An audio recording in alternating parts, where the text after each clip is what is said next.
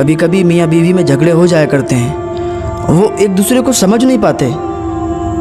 शौहर समझता है कि मेरी बीवी गलत है, बीवी समझती है कि मेरा शौहर गलत है।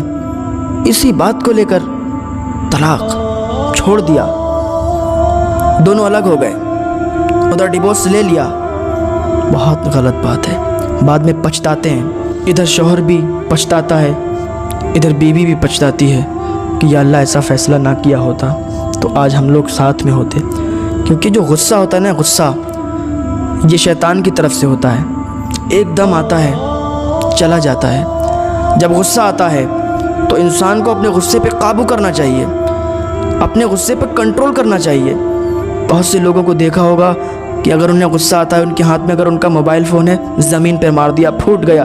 जब गुस्सा शांत हुआ, ठंडा हुआ, तो फिर बहुत पछताना पड़ता उनको। तो अपने गुस्से पर कंट्रोल